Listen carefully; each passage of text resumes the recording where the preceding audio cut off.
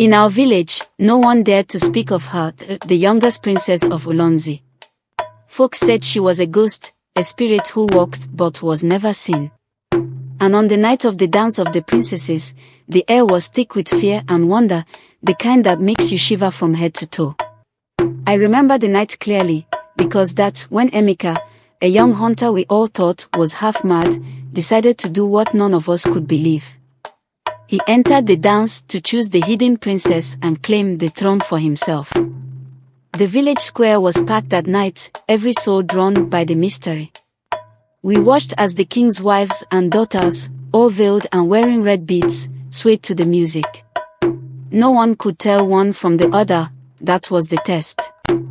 The drum stomped like a heartbeat, slow and steady, calling out to the men. "Find her if you can," they seemed to say. "Find the one who hides." Whispers filled the crowd as young men tried and failed to find the youngest princess among the dancers. One by one, they pointed, hoping they'd chosen right, but each time, they were wrong. Then someone nudged Emeka forward. "Go on, madman," a villager teased. "Show us your spirit friend can do more than chatter in your ear." Emeka didn't need much more pushing. He was a loner, strange, always talking to someone no one else could see. He would often say she was his mother's friend, a spirit who had promised to watch over him. And that night, it seemed she'd given him something else, a red bracelet with a bright, unusual stone. He clutched it tight and stepped into the circle of dancers. We all held our breath, thinking he'd stumble like the others. But Emeka moved with purpose, his eyes sharp, searching each face as if he already knew. "Where is she?" he whispered, just loud enough for those close to hear.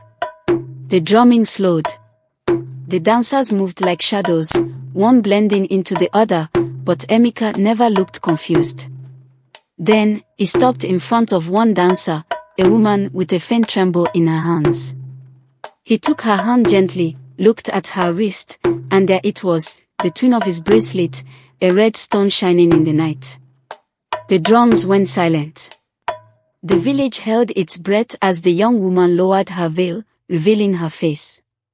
She was beautiful, no doubt, but what struck us most was the relief in her eyes, like she'd been waiting for him, just as he had for her. A murmur rippled through the crowd. "Emeka found her," someone whispered. The king, watching from his throne, looked stunned. "It's decided then," he said, almost to himself. "The hunter has chosen." From that day on, Emeka was no longer just the madman of Ulanzi.